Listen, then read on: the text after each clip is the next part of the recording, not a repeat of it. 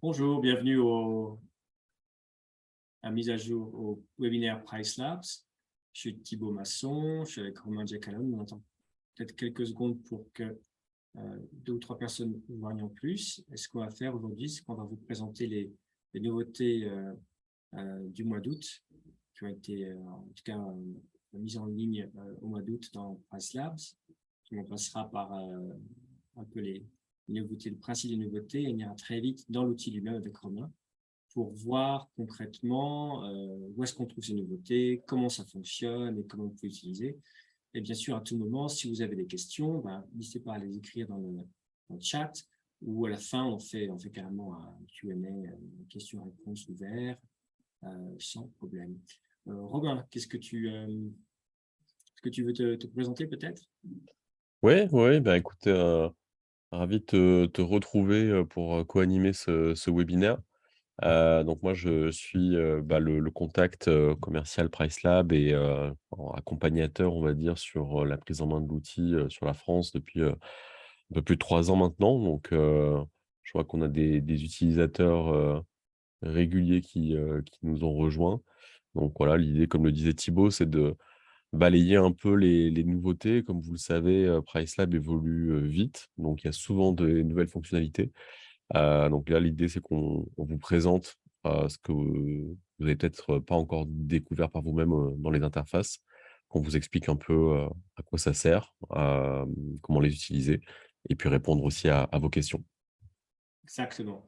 Et peut-être pour que j'ai une petite idée, peut-être en utilisant peut-être le chat à ce moment-là, euh, lesquels d'entre vous, par exemple, on va dire, plus de 10 propriétés, je peux avoir une idée.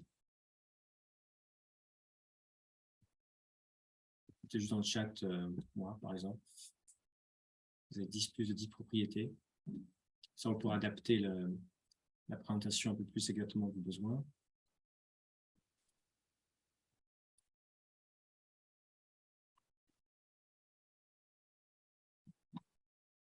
Le chat pour l'instant. Voilà, je vois une main levée. Merci, Bertie. Ok, Brahim aussi, merci. Ok, sur le chat, tac, tac. Ok, super, donc c'est une bonne idée déjà. Donc on va commencer. Donc on va passer d'abord juste une overview, une vue générale. Moi, je suis Thibaut Masson, je m'occupe du marketing produit chez Price Labs. Je suis ravi de vous voir. Et pour la première fois, de présenter ça tous ensemble et avec bien sûr le support de Romain. Laissez-moi donc partager ça. Les slides. Hop.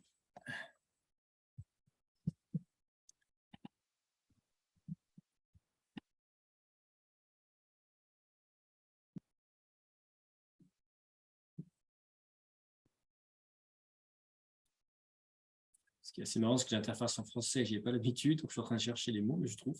Voilà, j'ai trouvé. Pam, pam, pam. Voilà, super. Donc, les nouveautés qu'on a du mois d'août, en gros, ce qu'on va voir, on va parler beaucoup de tout ce qui est restrictions sur le minimum de séjour, donc les durées minimum de séjour. On va voir bien sûr que c'est quelque chose qui est fondamental à côté du prix dynamique. C'est tout ce qui est restriction, parce que ça a fortement influé le nombre de bookings, par exemple. Et parler ensuite de tout ce qui est de fonctionnalités avancées qu'on a également raffinées, donc qui ne sont pas nécessaires selon là où vous en êtes en termes d'avancée de produit. Et puis, on parle également des intégrations pour parler des derniers PMS pour lesquels on est, par exemple, disponible. Donc, un des grands pans, bien sûr, de Price Labs, c'est non seulement le prix dynamique, mais tout ce qui est durée de séjour minimum week-end, semaine ou à court terme, à long terme, ou entre deux bookings. Ça, c'est vraiment des choses qui sont très spécifiques, très avancées chez Price Labs et qui sont sans cesse raffinées.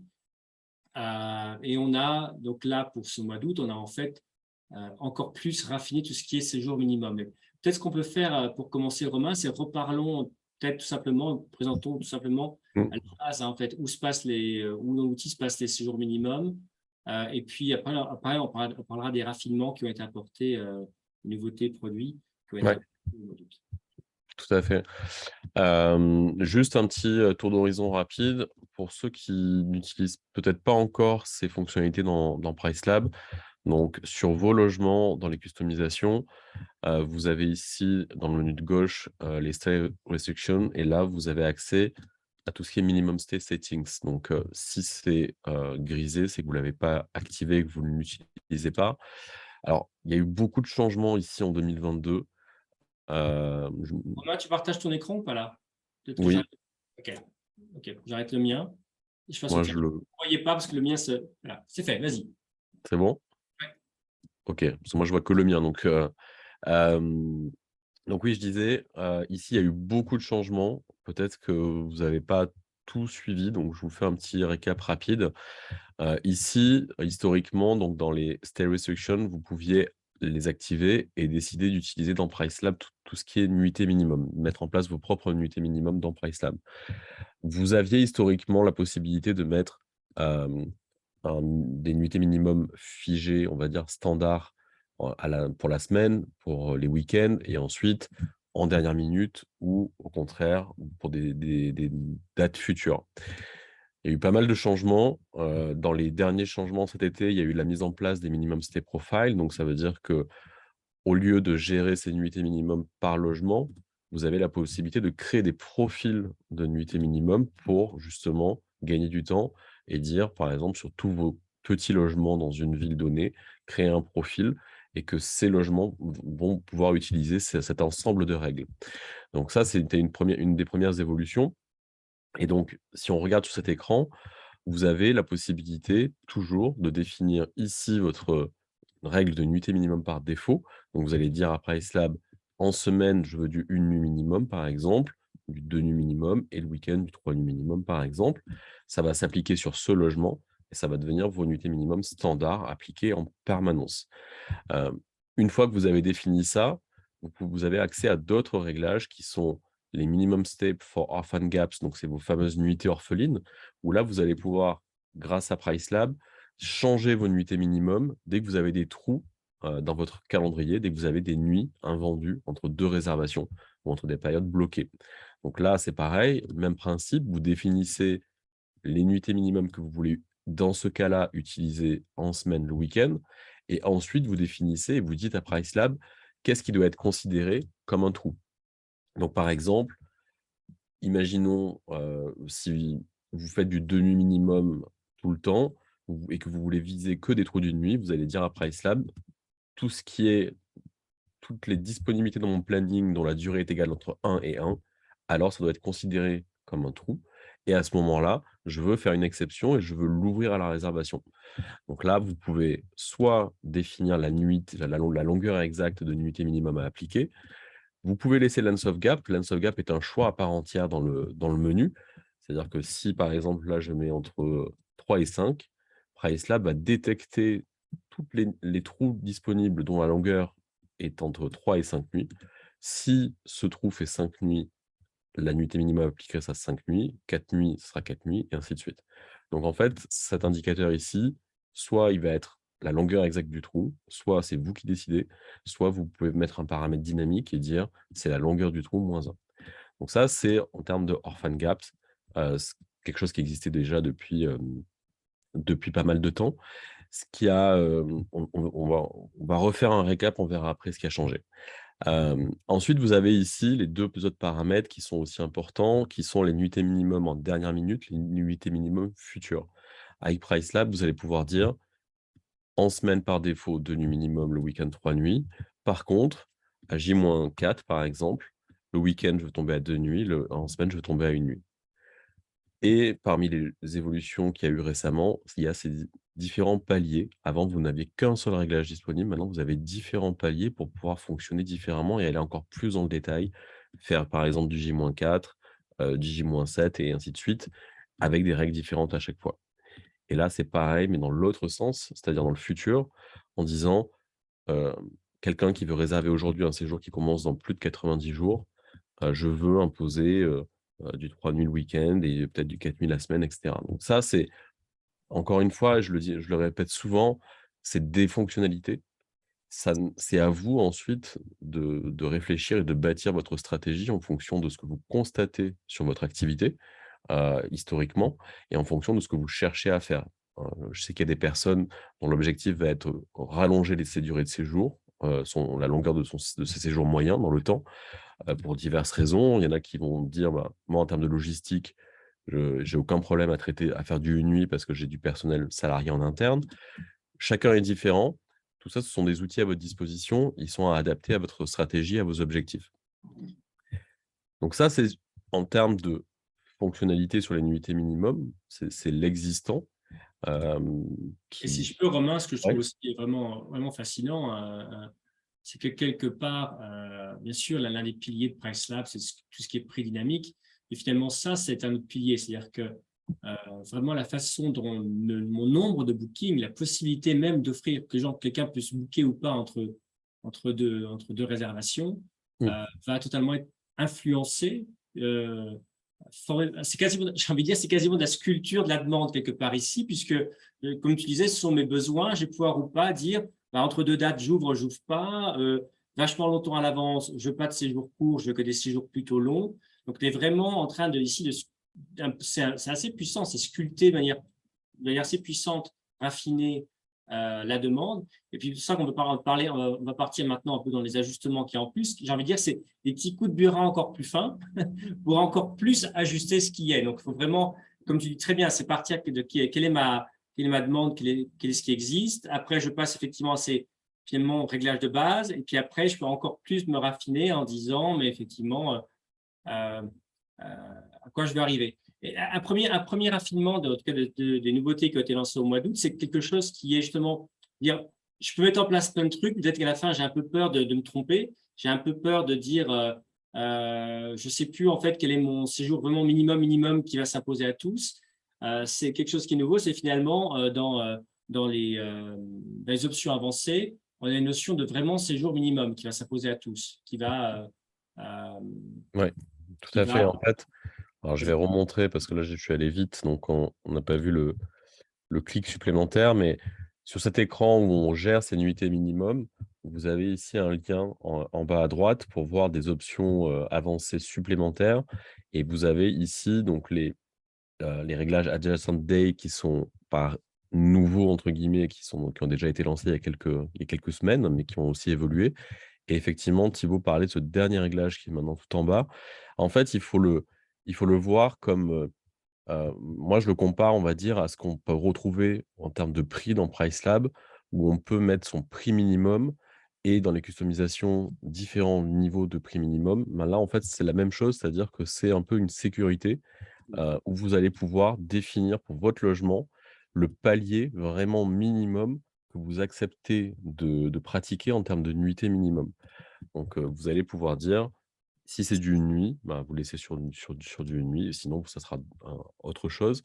Mais en fait, ici, en utilisant ces réglages-là, vous vous assurez que malgré l'utilisation de toutes ces règles, PriceLab n'ira jamais en dessous, de potentiels réglages par défaut que vous aurez pu mettre, ici. Donc c'est vraiment une sécurité pour vous. C'est-à-dire qu'en fait, finalement, au départ, j'indique des séjours minimum, des nuitées minimum. Puis après, on a vu toutes ces règles qui raffinent, qui disent exception, si c'est entre les bookings, je peux le plus petit. Et là, finalement, comme tu dis, j'ai une protection, là, je peux être tranquille en me disant, ça ne tombera jamais en dessous de ça, comme un prix minimum. C'est la durée vraiment minimum. Même si toutes les règles se mettent en route, ça, je suis protégé dans quelque part. Ça me permet aussi, pourquoi pas, d'avoir cette sauvegarde, Mmh, cette protection en place et de commencer quand même aussi à expérimenter avec les règles, voir ce qui marche et pas me dire je vais me planter, je ne sais pas ce qui se passe. Donc c'est aussi, je pense que c'est une des premières choses à dire. On va parler de raffinement, mais c'est une des choses quelque part, il y a un filet de protection qui se déploie mmh, et que vous avez en place. c'est ça. Donc je vous ai parlé de 3 principales nouveautés sur cet écran. On a vu juste avant, donc je vous expliquais, les adjacent day ont été lancés il y a quelques semaines. Il y a eu des évolutions qui ont été apportées, en termes de délai d'anticipation et d'exception, surtout en termes de semaines et de week-ends sur ces règles-là. Donc pour rappel, les adjacent day, ça va permettre en fait de changer vos règles de nuitée minimum sur les nuitées qui sont adjacentes à un séjour existant. Donc ça veut dire que si vous avez une réservation de 4 nuits qui est positionnée sur votre planning, là, si on va parler de la règle de après, donc vous allez pouvoir dire: «Quand j'ai un séjour de 4 nuits qui est positionné dans mon calendrier, le la nuitée qui suit», donc là, c'est vous décidez, heu, si c'est la nuitée qui suit qui est concernée, vous pouvez la réduire à une nuit minimum, par exemple. Et dire: «Est-ce que vous êtes d'accord pour fonctionner comme ça en semaine et est-ce que vous êtes d'accord pour fonctionner comme ça le week-end?» par exemple. Vous pouvez dire: «Moi, cette nuit supplémentaire, je veux la permettre, en tout cas modifier cette nuitée minimum uniquement les week-ends, enfin la semaine, pardon, et au contraire, les week-ends, c'est trop important pour mon business, je veux pas, descendre sur ce genre de règles de séjour». Donc ça, c'est parmi les nouveautés, et ce que vous voyez aussi, c'est ces 3 cases qui apparaissent désormais. Donc ici, on parle des règles adjacentes, et vous l'avez aussi au niveau des orphan gaps. En fait, c'est une nouvelle option que vous pouvez, décider de cocher si vous le souhaitez, qui va vous permettre, hem, jusqu'à présent, tout ce qui est en termes de nuitée minimum, généralement, a tendance, en termes de stratégie, à réduire les durées de séjour, avec ces réglages-là. Ici, en fait, ça va être, pour vous la possibilité de dire, en fonction de la combinaison de toutes ces règles-là, si jamais, par exemple, au niveau des nuitées adjacentes ou au niveau des orphan gaps, le réglage que je mets pourrait générer au contraire un allongement du séjour, alors oui, j'accepte et ça ne me pose pas de problème de le faire. Donc ça, c'est encore un degré supplémentaire, de détail sur ces règles-là pour justement gérer les exceptions, puisque on se rend compte que on a beaucoup d'utilisateurs, surtout ceux qui sont très avancés avec énormément de logements, énormément de stratégies qui sont en place. Heu, Bertie pourra peut-être en parler ou aura des questions là-dessus parce que je sais qu'elle est très demandeuse de ce genre de choses, et c'est justement pour permettre, parce qu'on se rend compte que les utilisateurs les plus avancés de PriceLab arrivent à un moment donné heu, avec la mise en place d'une grande quantité de règles, à, se retrouver parfois bloqués, et à ne pas pouvoir gérer des exceptions. Donc ça, c'est pour venir répondre à ça justement, et pour pouvoir justement, changer ces réglages-là si jamais d'autres règles peuvent s'entremêler. Donc ça, c'est vraiment les nouveautés, toujours dans une idée de stratégie avancée. Est-ce qu'on a autre chose sur cet écran? Je pense que c'est bon parce qu'on a également dans les fonctions avancées, tu as couvert le fait qu'effectivement, pour les joueurs orphelins, on peut changer les conditions de durée selon, la fenêtre de réservation à plus ou moins terme, ça on a vu.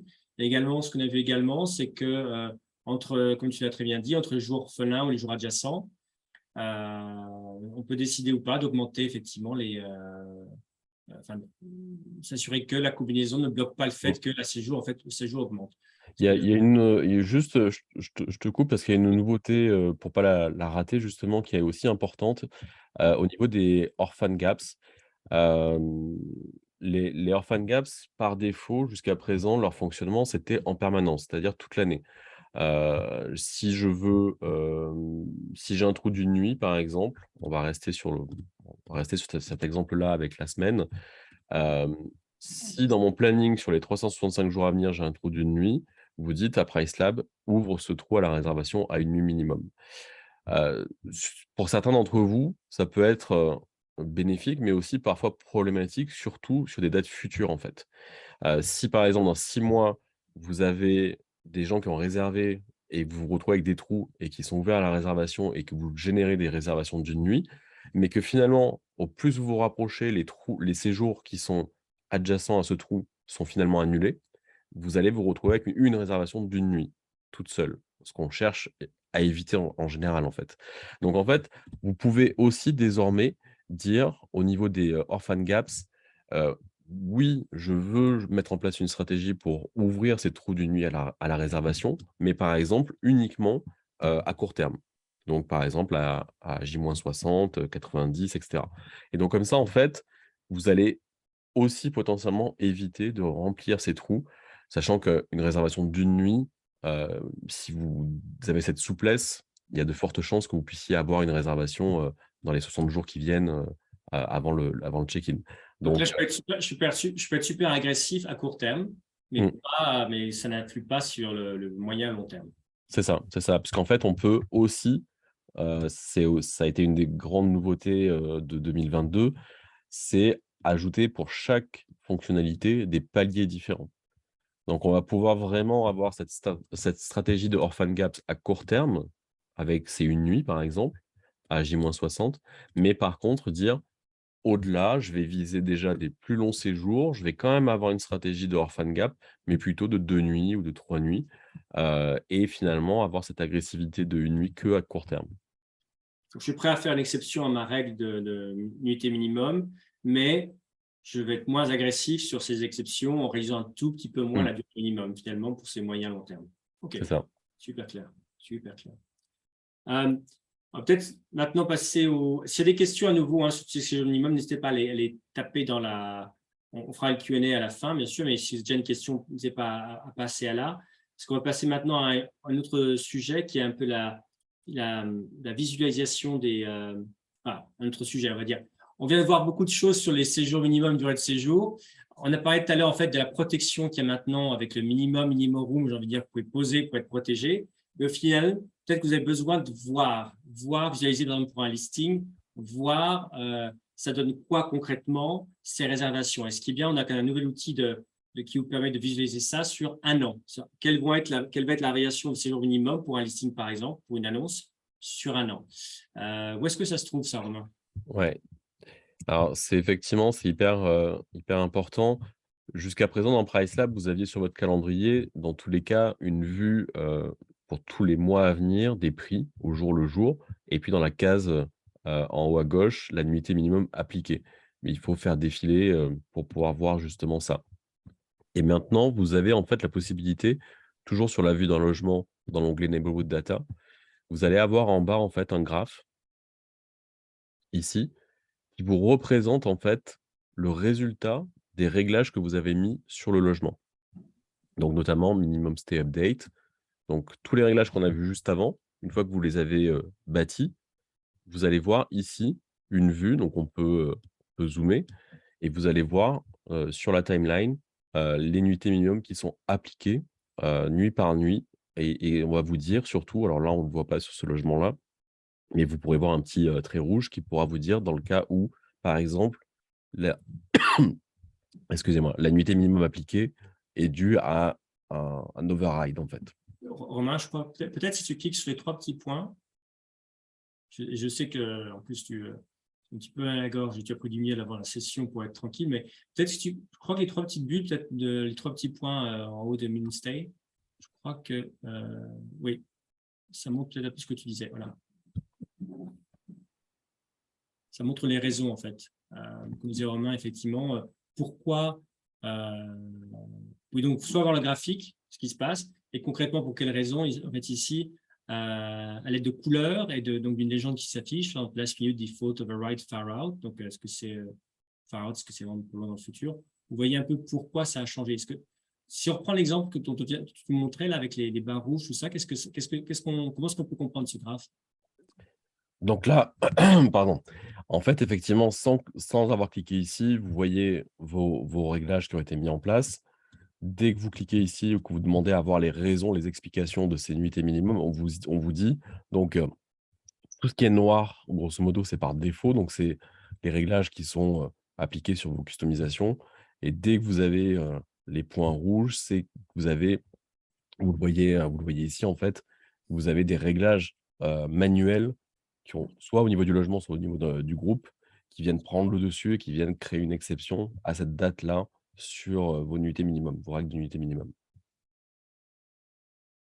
D'accord. Là, on voit que sur, par exemple, sur ces nuits-là, 25, 26, 27, 28 septembre, on est en 3 nuits minimum. Ce sont les réglages par défaut du logement. Pareil ici. Donc là, il y a sûrement un réglage qui dit que le week-end, on est en 5 nuits, par exemple. Et ensuite, on a des exceptions manuelles avec les overrides sur ces dates-là précises. D'accord.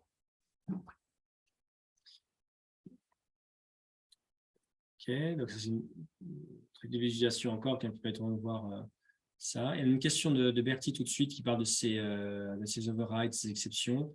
D'où est-ce qu'elles sortent et comment on les fait? La question, c'est comment sont faites ces overrides et est-ce que c'est fait via un bandeau? Alors, je suis pas certain de comprendre la notion de bandeau, mais les overrides dans PriceLab, c'est ce qui est ici, donc date overrides. Donc, il y a il y a plusieurs possibilités pour faire les overrides. C'est ce qu'on voit ici, par exemple. Donc là, on retrouve en final, là, on voit par exemple 4 octobre, 11 octobre, 18 octobre, 25 octobre. Cette bande grise, c'est un override. Donc, La barre, c'est ce que Bertie appelle bandeau, en fait. d'accord. Donc, en fait, quand on clique manuellement sur les dates, là, par exemple, sur ces 3 dates-là, je vais mettre un minimum stay de 3 nuits. Je viens de créer un override et quand je vais retourner dans mon onglet Neighborhood Data, ici, là, j'ai mes fameuses dates qu'on voyait juste avant, donc 4 octobre, 11 octobre, 18 et si je vais, alors j'ai pas sauvegardé, mais si je retourne en arrière, on voit bien que ça correspond à ces 4 dates-là et là, je viens d'en créer une nouvelle, si je la sauvegarde, on va voir qu'elle va apparaître aussi en rouge sur ma timeline. Donc on va revoir juste, hein.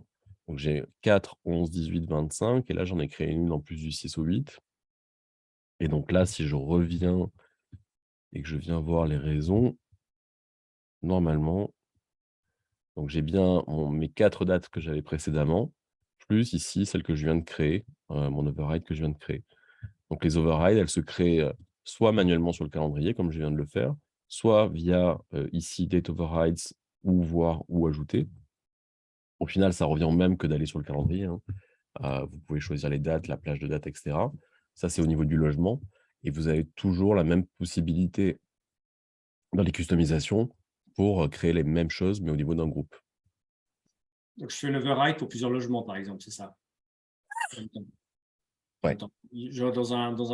J'aurais regroupé plusieurs logements dans une entité groupe et je peux appliquer à ce moment-là un profil, par exemple, ou qui s'appliquera à toutes ces tout ça. Donc, si je veux retrouver d'où ça sort, c'est le override tout au niveau du groupe et pas au niveau du listing.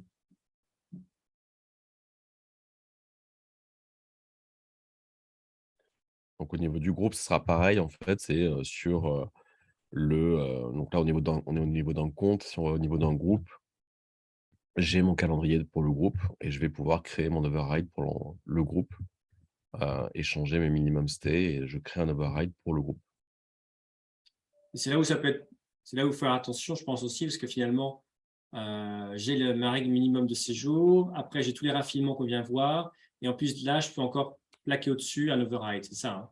C'est ça. Je veux dire, là, je suis vraiment une exception aux exceptions des raffinements. Donc, effectivement, c'est vrai que c'est vraiment utile, je pense, de voir la visualisation pour voir au final, juste un check si j'ai bien suivi ce qui se passe. J'espère que ça répond à la question, Bertie, que vous aviez à ce sujet. Et bien de rien. Merci Romain. OK. N'hésitez pas s'il y a d'autres questions. D'autres nouveautés, oui. D'une manière générale, en fait, pour ça, vous savez sans doute ça, vous connaissez PriceLab, c'est que en bas à droite, là, sur l'écran de Romain, on voit qu'il y a ce petit symbole avec un petit chapeau américain de l'université. C'est là où vous cliquez dessus, vous pouvez retrouver des choses dans des références, par exemple, comme euh, Product Updates, en fait, là où il y aura tout listing dans Product Updates, vous allez voir le listing, en fait, je crois on a en fait 17 différentes mises à jour, certaines sont très techniques, certaines sont d'interface. Dans Product Updates, là, si vous allez dessus, vous allez voir, en fait, on a listé absolument tout ce qui est nouveau. Donc, si vous avez vraiment besoin de savoir tout ce qui est nouveau, il y a un lien avec un article qui a tout ça. Aujourd'hui, on fait juste un résumé des plus grandes. On peut répondre aux questions. Ce qui est intéressant également dans les how-to vidéos, effectivement, il y a de nouveau, par exemple, pour les minimum stay, la 4e vidéo, ça vous représente un peu les principes. Hein, si les choses n'ont pas été claires dans nos explications, dire le minimum de base, là, c'est une bonne intro. Également, c'est quelque chose à partager avec votre équipe. Pour dire, tiens, je te remontre ça pour c'est bien au courant, parce que je te parle de raffinement, mais on revient à la base. Donc, ça peut être aussi les genres de vidéos parfois très utiles qui se cachent sous ces choses-là et on a mis à jour également. Il y a une nouveauté également, tout ce qui est prix, futur et conditions de séjour. On peut les télécharger maintenant au format CSV. Donc, à nouveau, ça peut être utile si vous avez besoin d'étudier tout ce qui est les prévisions de futur, également les restrictions qui ont été apportées. Ça, vous pouvez les télécharger en mode CSV. Et enfin, il y a un dernier point également sur tout ce qui est les comp sets, les prix des concurrents. Avant, on allait jusqu'à 90 jours à l'avance pour comparer les prix de vos concurrents. Et maintenant, on a poussé à 365, donc à 1 an en fait. Ça permet effectivement pour vous de voir un peu plus, d'avoir une approche encore plus prévisionnelle sur ce qui se passe en termes de concurrents. Donc, les concepts ont été augmentés de 90 à 365 jours. Donc, encore plus d'informations pour prendre la décision. Quelques commentaires là-dessus, Romain, ou pas? J'essayais de voir si on avait tout vu dans les nouveautés ici, mais effectivement, donc voilà, on voit qu'on a des prix jusqu'en septembre 2023. Juste un petit rappel par rapport à quelque chose qu'on disait juste avant, cette histoire de faire attention à l'enchevêtrement de règles et cetera. Il y a aussi quelque chose qui est pratique toujours sur les overrides, ici sur la vue multi-calendrier, où en fait vous pouvez avoir, un lien qui vous montre, pour chaque logement que vous avez ici, un récap de justement des overrides qui sont appliqués sur ce logement. Et surtout, ce qui est intéressant ici, c'est que vous voyez ce qui a été défini en termes d'overrides au niveau du logement, au niveau du compte, enfin au niveau du compte et au niveau du groupe. Parce que vous savez que dans PriceLab, il y a une hiérarchie, il y a 3 niveaux. Il y a le logement, le groupe, le compte. La priorité étant toujours donnée aux réglages qui sont définis sur le logement. Donc depuis cette vue multi-calendrier, vous pouvez, elle est très pratique si vous utilisez justement les groupes, les tags par exemple. Vous allez pouvoir, filtrer, dire: je veux prendre 30 minutes pour travailler sur mes studios», filtrer sur le tag studio si vous l'avez, utilisé, voir tous vos studios les uns en dessous des autres, pouvoir comparer le prix des nuits de l'une à l'autre, enfin d'un logement à l'autre, d'un coup d'œil, changer les prix à la volée, les minimum stay à la volée et justement ici, si vous voyez quelque chose qui peut vous surprendre, très vite, allez jeter un coup d'œil et dire: «Ah oui, effectivement, c'est vrai, j'avais rajouté une règle, j'avais rajouté un override sur telle date-là».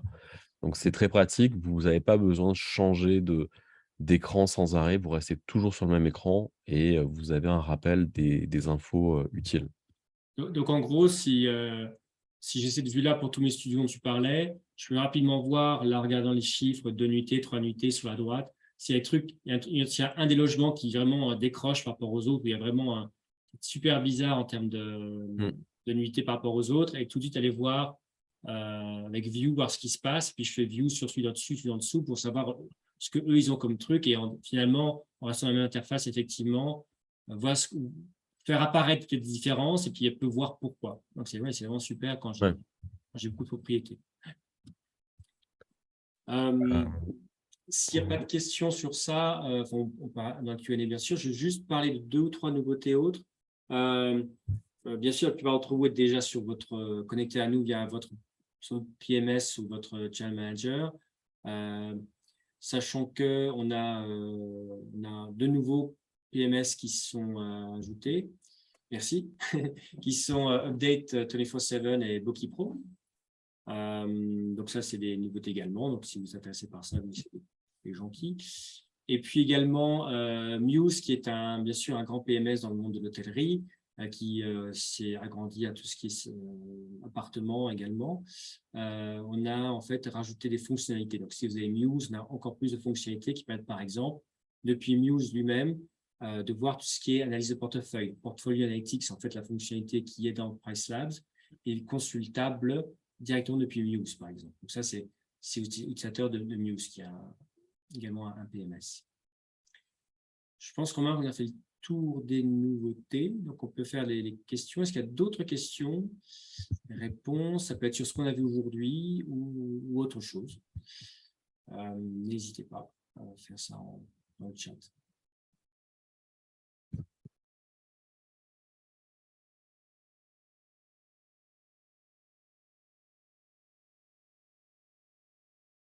Bon. Moi, je ne vois pas de questions pour l'instant. Autre chose, Romain, que tu as en tête? Je crois qu'on va être je ne sais pas si quelqu'un va à Porto, mais on sera à Porto au VRWS plus tard cette semaine.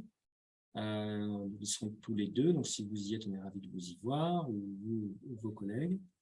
Donc voilà, c'est un peu les annonces en tout cas. Et si jamais il y a besoin Ah, une question de Brahim. Je ne sais pas si tu la vois, je te la lis si tu veux. Sur Off and Gaps, on me propose la deuxième ligne pour définir les nuits. Sur Off and Gaps, on me propose la deuxième ligne pour définir les nuits. On va passer en mode nuit. On ne propose pas, désolé.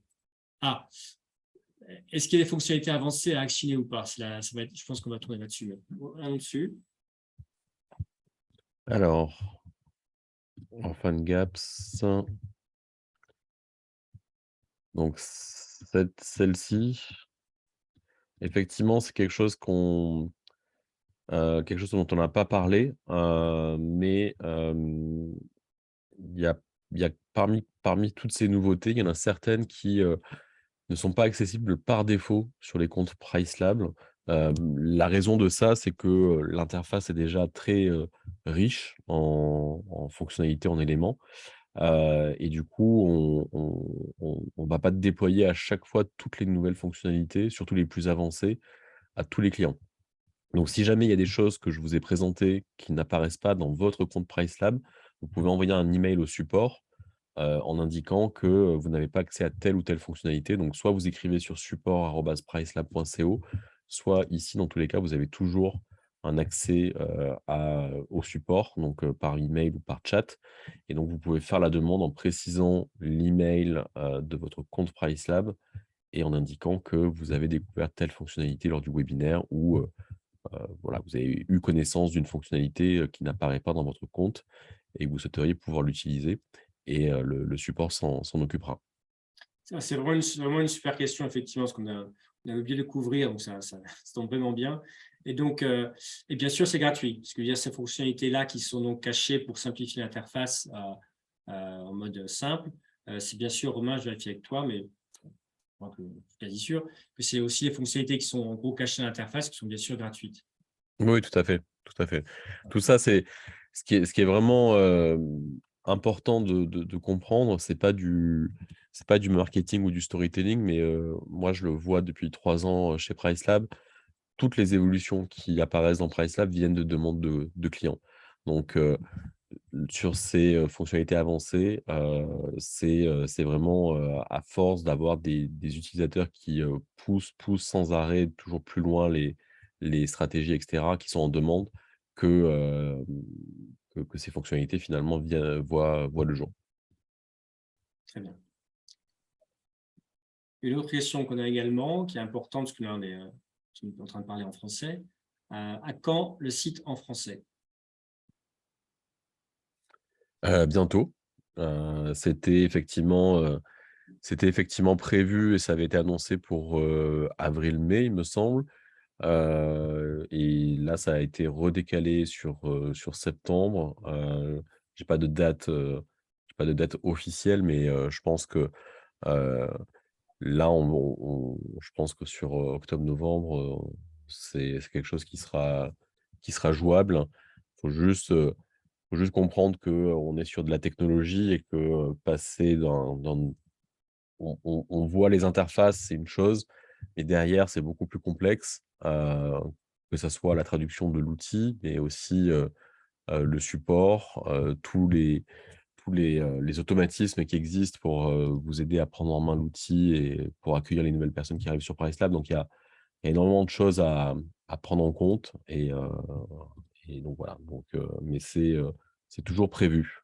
Exactement, et c'est évidemment très important pour nous de pouvoir lancer bientôt on en parlera d'ailleurs à Porto, au VRWS, ou même à différents événements comme Scale Rentals à Paris ou en Italie, hein, que le fait que l'interface soit disponible avant la fin de l'année en italien, français, espagnol et peut-être aussi portugais, très important. On a commencé à travailler dessus, on a fait un point en fait d'ailleurs la semaine dernière dessus, donc c'est lancé, les traductions sont lancées, et comme dit exactement Romain, c'est non seulement finalement l'interface, mais c'est également tout ce qui est des petits messages d'aide. Ça, de temps en temps, il y a des messages d'aide qui apparaissent ou des invitations à faire ceci, cela, des guides.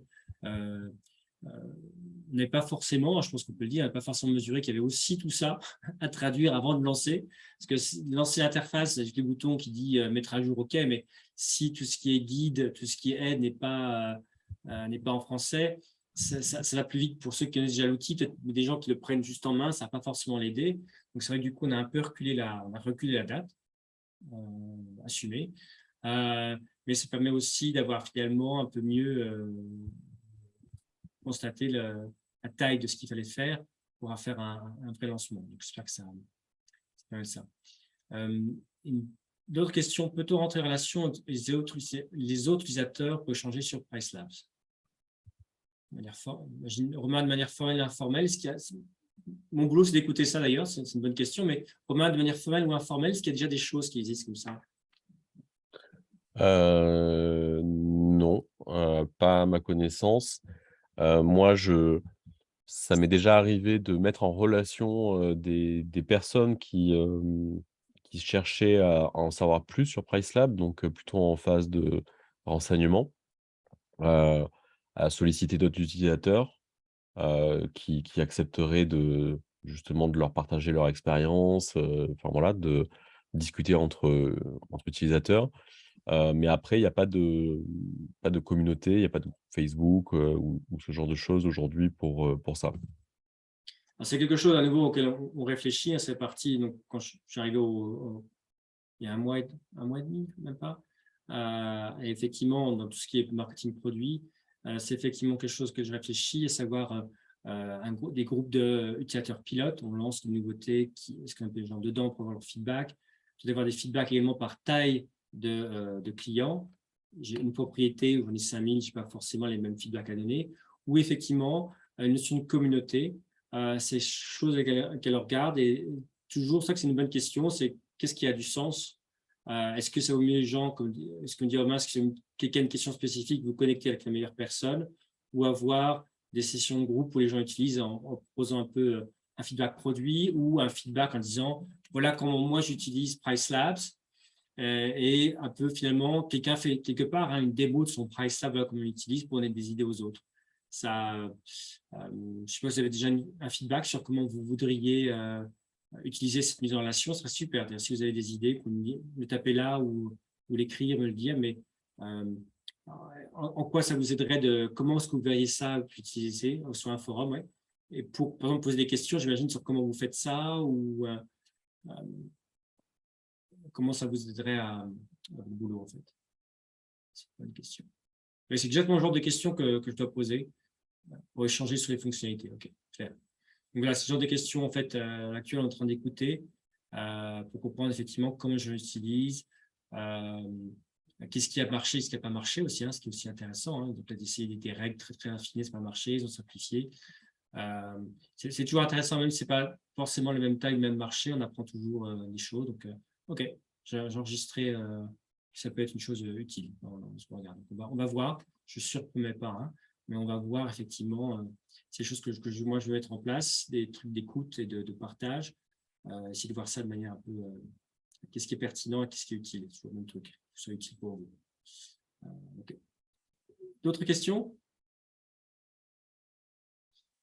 Y a-t-il un séminaire prévu en France? Séminaire en personne, vous voulez dire? Ou par rapport à un webinaire comme ici?